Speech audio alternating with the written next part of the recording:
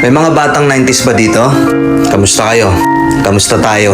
Alam niyo, sa totoo lang, tayo may pinakamasayang kabataan. Tayo yung mga kabataan noon na napakababaw ng kaligayahan. Tayo yung mga batang batak sa arawan kahit napagalitan ng magulang, okay lang basta makipaglaro sa mga kaibigan. Di natin alam kung ano yung teknolohiya. Di natin alam kung ano yung cellphone. Di natin kilala si Coco Melon.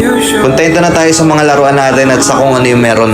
Tayo yung mga batang halos makompleto natin lahat ng laruan sa Jollibee at McDo. Bumibili tayo ng tig-pipisong laruan baka sakaling may laruan doon sa loob. Naalala nyo? Noong mga panahon, naghahanap pa tayo ng gagamba kung saan-saan. Naghahanap tayo ng mga sanga ng puno para makipaglaro ng baril-barilan. Kukuha tayo ng gulong sa tabi-tabi tapos pagugulungin lang natin kung saan-saan. Mabibwisit tayo kapag hindi tayo pinayagan ng magulang natin makipaglaro sa mga kaibigan natin sa ulanan. Tayo yata yung mga huling batch ng mga bata na nakikipaglaro pa ng tagu-taguan. Sa totoo lang, di ba? Real talk. Tayo yung mga simpleng batch ng mga bata. Tayo yung mga batang napakasimple lang ng kaligayahan. Pero yung mga batang yun ngayon nagsilakihan na. Nandito na tayo sa tunay na hamon ng buhay. Iba yung struggles, no? Yung iba sa atin magte-30 na. Pero tinatanong pa rin natin sa sarili natin, yung buhay ano ba talaga?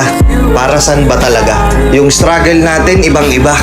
Pero magtataka ka, yung mga bata ngayon iba na rin sila.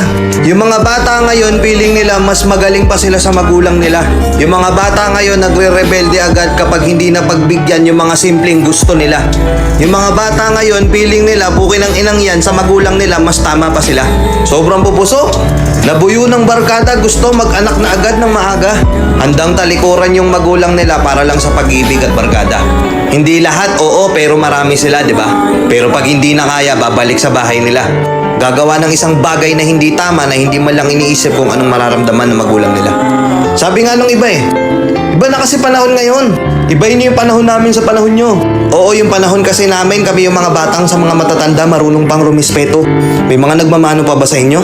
May gumagamit pa ba ng po at opo? Kami yung mga batang laki sa palo. Yung tipong paluluhod din ka sa munggo, may kandila pa sa ilalim, tapos may hawak ang libro. Tapos kayo ngayon, pinagalitan lang kayo, piling nyo, tinapakan na yung pagkatao nyo? Oo, kami yung laki sa palo. Pero kami din yung pinalaking disiplinado at may respeto. Kami yung mga batang marunong makontento.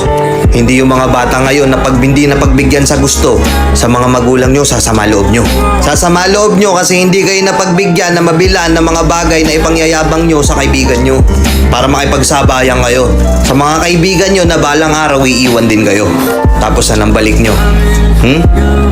Sa magulang nyo. Oo, mas matatalino nga talaga mga kabataan ngayon.